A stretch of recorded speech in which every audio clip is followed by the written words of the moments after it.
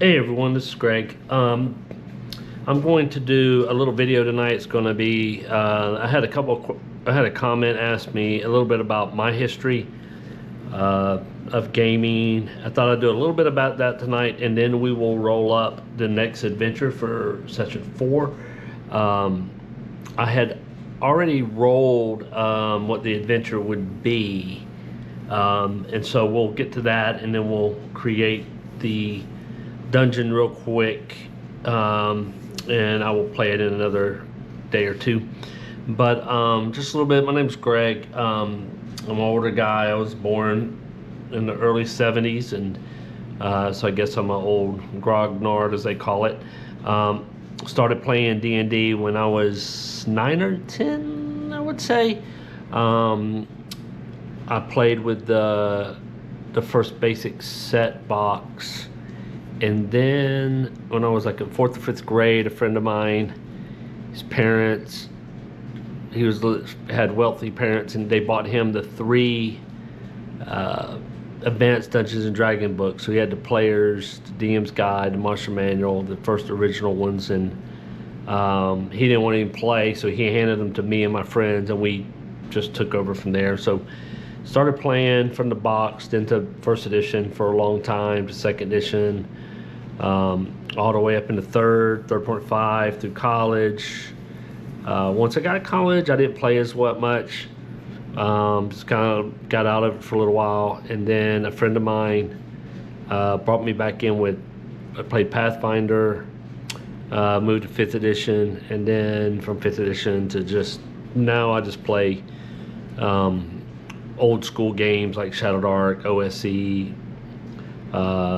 Dragon Slayer, a lot of that. Reading, working on Crown and Skull. I love the Runehammer stuff. So I've just been with the hobby a long time. When I was a young kid, we played everything that pretty much came out of TSR. We played Top Secret. We played Twilight 2000. We played the first Marvel superhero game. I know when Gamma World came out, I didn't get to play it, and I never played Traveler when it first came out either. That's really just because I'm not a sci-fi fantasy type of guy. I really like just straight up old school fantasy, Lord of the Ring type stuff, and was always a reader since I was a kid, and so my first real epic thing I read when I was a kid was Sword of Shannara by Terry Brooks. I think it came out in 77. I was like 7 or 8 years old, and got it at the local library and read it, and I was hooked. And then Lord of the Rings, and then I found Robert E. Howard and Conan, and just fantasy is my it's just the thing I like the most. So that's what I played. So I've probably been playing for, I don't know, 40 years or so, I guess, off and on. 40 plus years, good Lord, it makes me feel old. But that's just a little bit about, who I am. And then, like I said, I'm kind of, you've heard me mention Professor Dungeon Master and Runehammer, but the thing with Professor Dungeon Master, if you don't, is with Dungeon Craft. I'm just kind of like him. The more and more I get into gaming, the more and more I want my games to be more streamlined. Don't need a ton of rules. Just need enough, guardrails, rules, or whatever you need. Rules light, whatever you want to call them, whatever you want to call ShadowDark. It's just old school. Your character sheet fits on the card, basically. It's more about just your stats, your abilities, giving you just enough to create a character, and then from there, just developing. Because I think the more rules you have, like I don't get me wrong, I like 2nd edition and all. I loved all the books. I got a ton of them in here, and when they did the complete book of fighters and all that stuff, loved all that stuff. But the more and more, I think it's more I get more ideas from it. But the more and more they added kits and skills and all this kind of stuff, it just made it like it's more and more if it's not on a character sheet, you don't really feel like you can do it somewhat. And I just like the old school where you can just do whatever, and then you just, DM gives you you can't do everything, but he gives you DC and you get a chance to do it. And your character sheet just gives you the basics, and the rest is up to your creativity and imagination. And that's what I like about the game. So that's just a little bit about my background. If there's anything else you want to know, I am an entrepreneur, own my own business. I do serve also in the military. Wife, kids, grandkids, all that kind of stuff. But I love storytelling. I just love it. I love books, comics. I've been comic kid since I was a kid. I just love stories, and I love to tell stories, and that's the reason it gives me solo, because it allows me to take that time to create and generate my own stories. And so, speaking of stories, we're going to get paired for session 4. I need to fill out my chart on going through session 3 and fill it out. I just got a new one of these from Deathfinger, Todd Pickens stuff, and that has the spiral, and I like it because it lays flat, but I'm still going to use this one. But as my story is going, and it's, everything's starting to get a little more complicated, and so I'm going to sit down, especially after session 4, and try to stop and get a bigger overview of what's going on in my game. Again, I don't want to get too bogged down in some grand big narrative, but by just playing, the story kind of starts to emerge. And that's what kind of happened when it came to this session 4, is that if you remember in session 3, the Iron Bridge Rangers met Parun Korg the Bold, who is the my kind of Gandalf wizard of this realm. He's the one who traded Iron Cell, the apprentice that we met. And from that, he trains Imrib, who is our wizard sorcerer.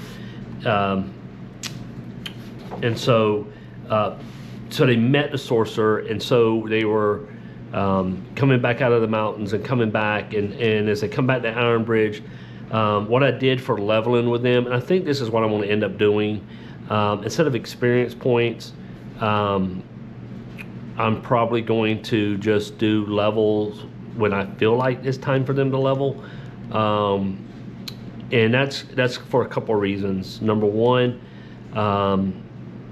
with this group, I would like to get maybe 20 or 30 sessions in, but I want to see them get higher into higher level, and I might change. I might just keep going with them if I enjoy them. Maybe even let them do some individual adventures or whatever. Just depends on what how the story goes, but. I decided to go ahead and just make them second level, to give them a little bit more hit points. They didn't get a whole bunch. And then I allowed them to just to start to move up in levels. And maybe that's what I'll do, is every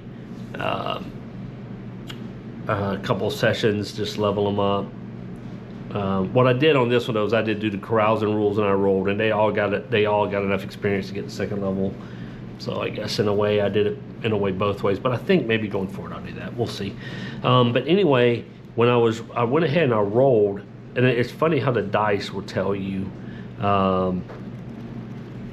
will give you, will almost know the direction that the next chapter should go in. And so when I rolled on the adventure table, to find out, I got Return of the Vampire to the Sorcerer's Tower, and I was like, that's a great, that's a perfect segue to the next session, because one of the things I'm always concerned about is the fact that if you introduce a very, very strong character like a wizard or archmage or whatever, why would he need a party to solve the problem? I mean, yeah, the problem could be too big for him, but if he's really that powerful, and why can't he just go and do what he needs to do? But it was kind of cool is that when I rolled Return of the Vampire to the Sorcerer's Tower, it gave me a perfect foil to my wizard. So, because if you look at the Archmage in Archmage, or whatever you call them, if you look at them in the book, they're level 10. So he's a wise and magic user, cracking with arcane power at level 10.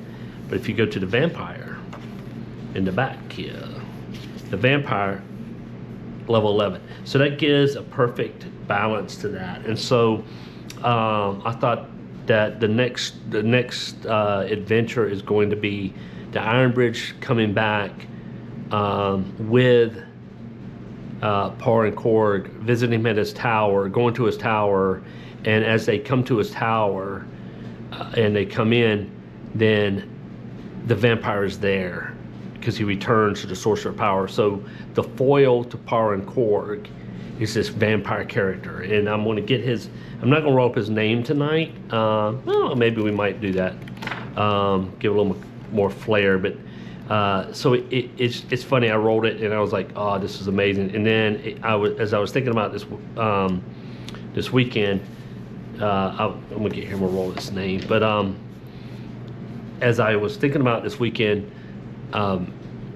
about how to build the adventure, and so the site type is going to be tower. And I know when you look at the ShadowDark maps, it's always site type is cave, tomb, dark tumbles, ruins. But one of the things about the book is that you can create any kind. Like if you want to do a house, a mansion, sewers, a keep, whatever, you could pick a site, and then it'll go ahead and give you the size, and then you can still create the rooms. And so the way we're going to do this when I play this adventure is they're going to be where they get back to the tower, and the vampire has returned to Corrigan's power, and they're going to have to get out of the tower. So my adventure, instead of it being entrance to the tower and going up the tower, I'm going to make it where as they return with Par and Korg, and he gets to the tower, he feels this. He kind of knows what's going on. It's almost like that Darth Vader Obi-Wan type of thing is going on, but he's going to go in there anyway, and he takes the party with him. And as he runs and confronts the vampire, they have to get out of the tower, and that's how I'm going to do the adventure. So let's see if I can get a cool vampire name. Denwin. Boy, that doesn't sound like a vampire, does it? Denwent 15. Dewentant. Oh. I don't know. I'll have to think something about that. Nah. I'm gonna have to re-roll that because Denwentant, the vampire lord, doesn't sound too much to me. So let us. Hold on once again. That's the wife. So let us do this real quick. And so what I'm going to do is I'm going to roll up the tower using my map. So let's new in the ShadowDark map, so I can start to prepare this, spending a day or two working on it, and then running my Iron Bridge Rangers through it. So let's see what size. We're still going to do the site size. So get my D6 and roll a 2. It'll be small. It's going to be a 5 room, which is good.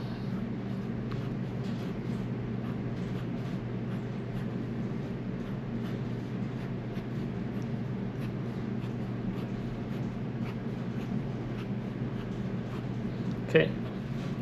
And this is going to be my sorcerers. This is going to be Sorcerer's Tower. It's Parun Korg's Tower. Okay. And so let's roll to see what the rooms are. That gets my 5d10.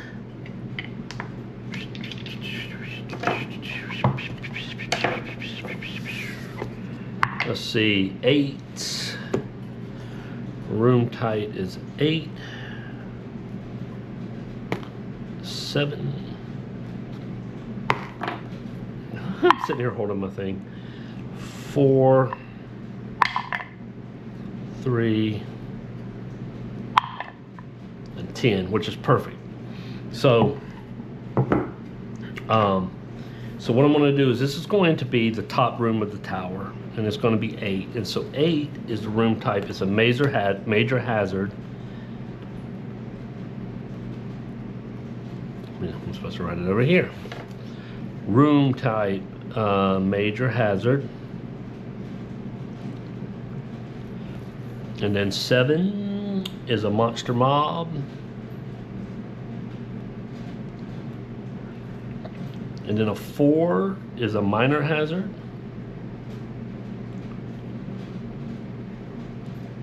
And I'll fill this one out. 3 is a trap. And then the number 5 will be a boss monster. Okay. And so major hazard, I roll my d6. So 2. A long fall.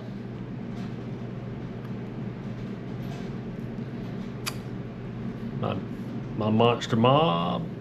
It's a d6. I'm just gonna roll it on here. Reckless.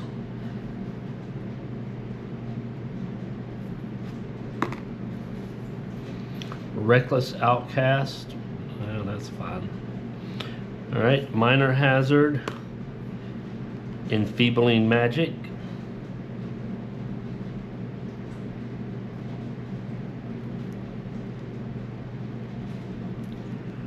And then I have a trap. 2 ranged and deadly. So it'll be fun. And then my boss monster,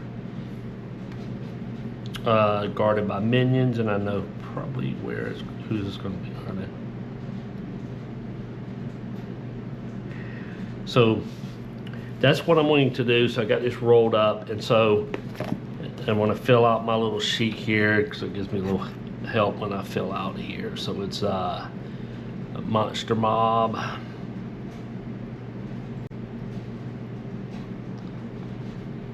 And then 4 is minor hazard. 3 is my trap. And then here is going to be my boss monster. And he's guarded by minions. So what this is going to be is this part here is going to be the top of the tower. So the way I'm going to play this, and this is the exit. So the way I'm going to play this is and I'm going to fill the rest of this out. And so I'm going to go through my book, create my monsters, and I'll go over that before I run it this week. But that's going to be, so that's what we're going to do on session 4. Is we're going to return to the vampire. We return to the vampire to the sorcerer's tower. So the group is going to go to the tower with the wizard. As they come in the wizard, he's going to feel the power, and he's going to feel something's wrong, and he moves up the tower.